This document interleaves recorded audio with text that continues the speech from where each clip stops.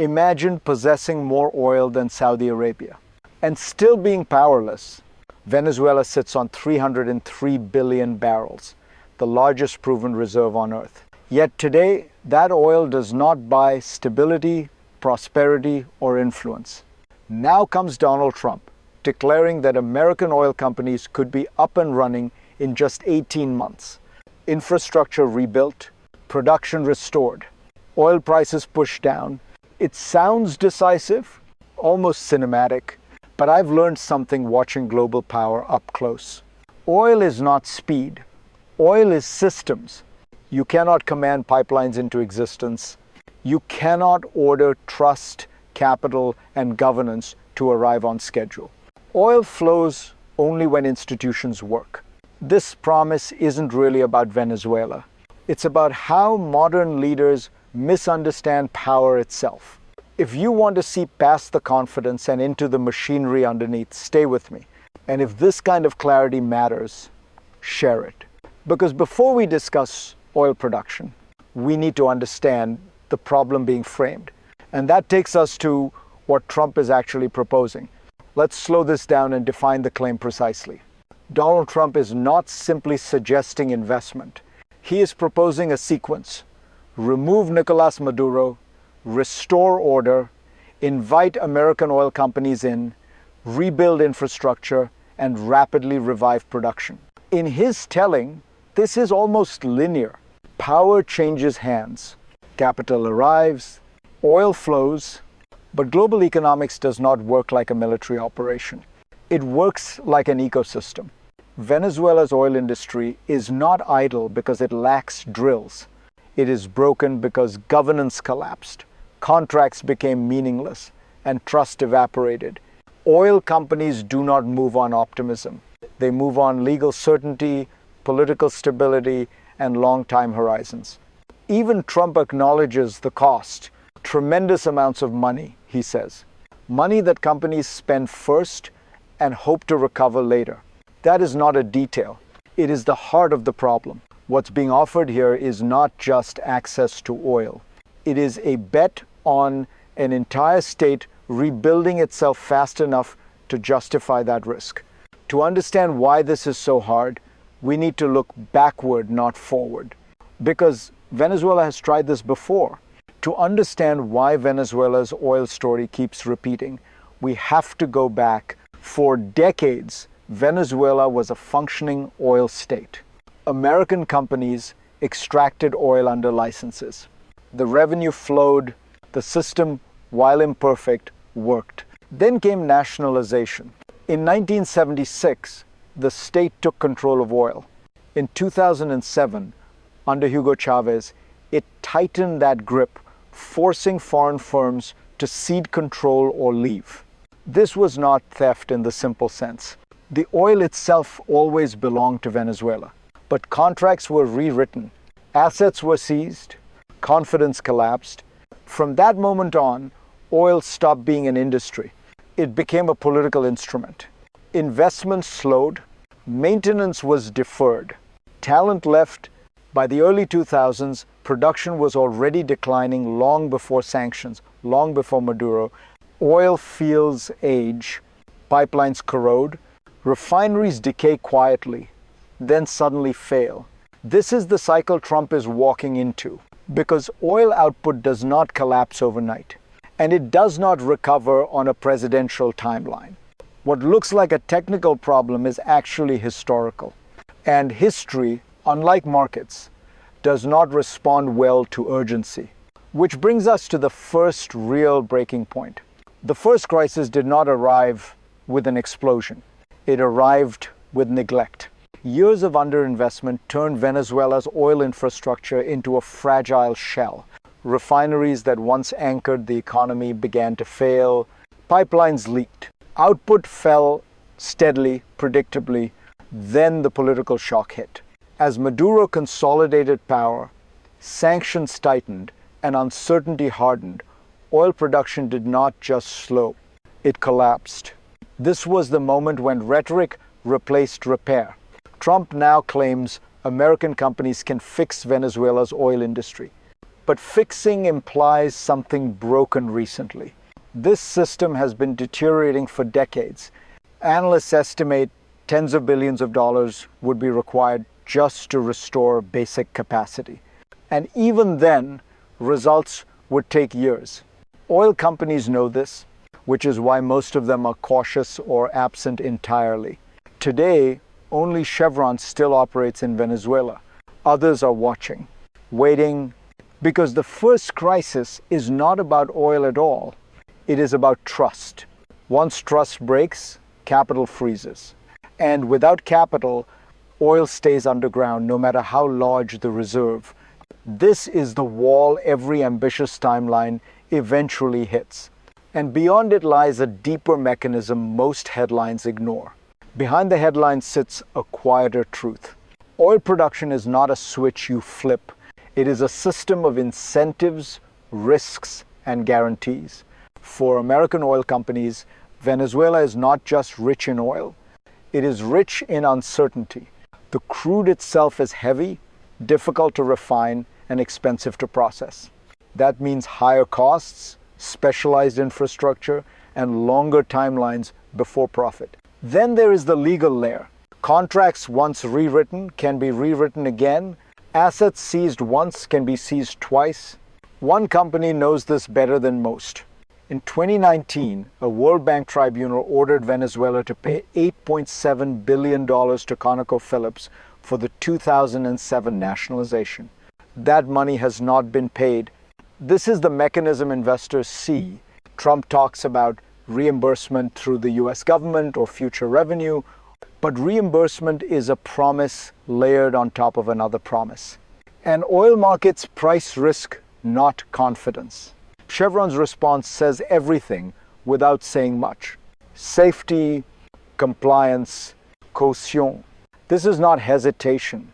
It is rational calculation. The hidden mechanism here is simple. Until governance stabilizes, oil remains politically valuable but economically inert. And when leaders ignore that mechanism, pressure builds elsewhere, which is exactly what triggers the next crisis. The second crisis is not technical. It is political.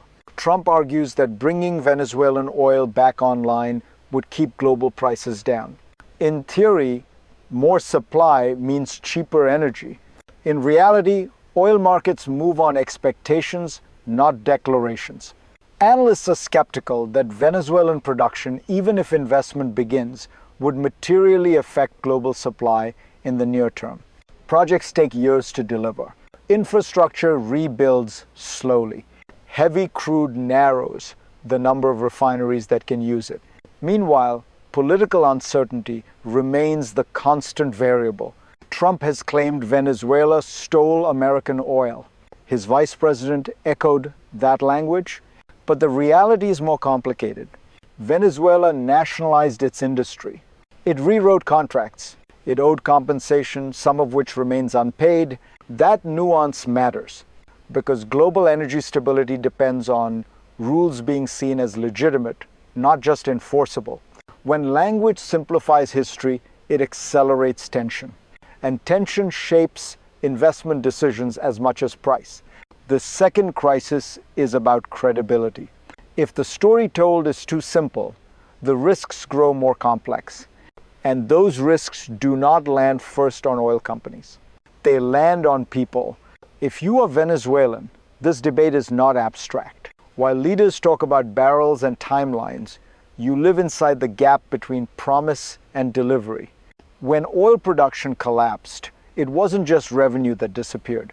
It was electricity, healthcare, food security, oil once paid for schools, hospitals, subsidies.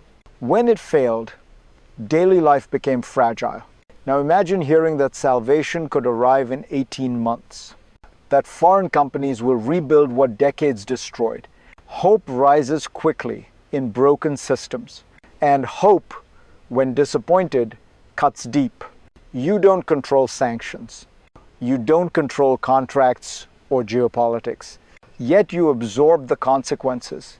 This is why rhetoric matters.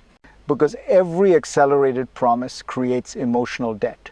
If you're watching this and wondering why global decisions feel distant but hurt so personally, this is why. And if this analysis helps you see the human cost behind political language, share it. These stories deserve clarity, not slogans, because what happens next will not stay contained inside Venezuela. The shock waves travel outward, and they always do. What happens in Venezuela does not end at its borders. Oil is a global system.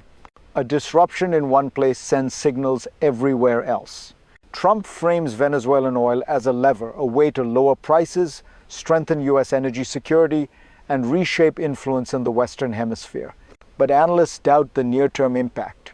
Even if American firms commit capital, production gains would arrive slowly. Years, not months. Markets know this. So do governments. Energy traders respond less to reserves underground than to barrels delivered reliably under predictable rules. Venezuela, for now, offers uncertainty on all three. There is also a geopolitical echo. If the US is seen as directly running Venezuela's oil future, it raises questions about sovereignty, precedent, and backlash. Other producers watch closely. So do rivals.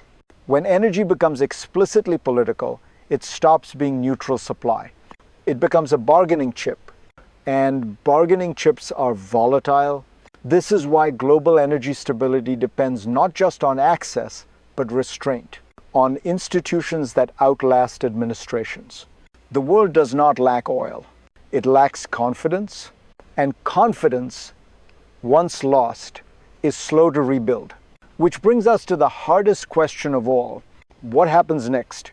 When you look ahead, there are only a few paths the story can take. The first is the optimistic scenario. A stable government takes hold. Legal guarantees are restored. Sanctions ease. American firms invest carefully, incrementally. Production rises slowly over many years. Not a boom, but a recovery. Venezuela re-enters the global system as a cautious, credible supplier. The second path is the most likely. Political control changes, but institutions lag. Promises are made faster than laws are enforced. Investment trickles in, not floods. Oil output inches upward, but never enough to transform prices or lives quickly. Expectation outpaces reality. Then there is the worst case. Power shifts without legitimacy. Contracts are questioned again. Foreign companies hesitate or pull back. The oil remains underground, while instability deepens above it. These are not choices made by presidents alone. They are outcomes shaped by systems, courts, regulators, trust. History teaches us this. Resources do not create order. Order creates value from resources. Trump's timeline is a political one. Oil's timeline is structural, and the future will follow structure, not ambition. Which is why the final lesson here matters far beyond Venezuela. This story is not really about oil, and it is not really about Venezuela. It is about how power speaks in an age that confuses force with function. Donald Trump's promise of oil flowing in 18 months sounds bold because it feels decisive. But decisive language cannot replace institutions, trust, and time. Oil obeys systems, not slogans. Venezuela's tragedy is not that it lacks resources. It is that the systems meant to turn those resources into stability were broken slowly, then all at once. For the world, this is a reminder. Energy security does not come from who controls reserves. It comes from who maintains rules. And for you, watching this unfold, the real question is not whether Venezuela can produce oil again. It is whether global leaders are willing to invest in the slow, unglamorous work of rebuilding legitimacy. If you want more analysis that cuts through confidence and looks at how power actually works, subscribe. Share this with someone who still believes resources equal strength. Because the next crisis will not announce itself loudly. It will emerge quietly from the same misunderstandings. And when it does, the lesson from Venezuela will already be waiting.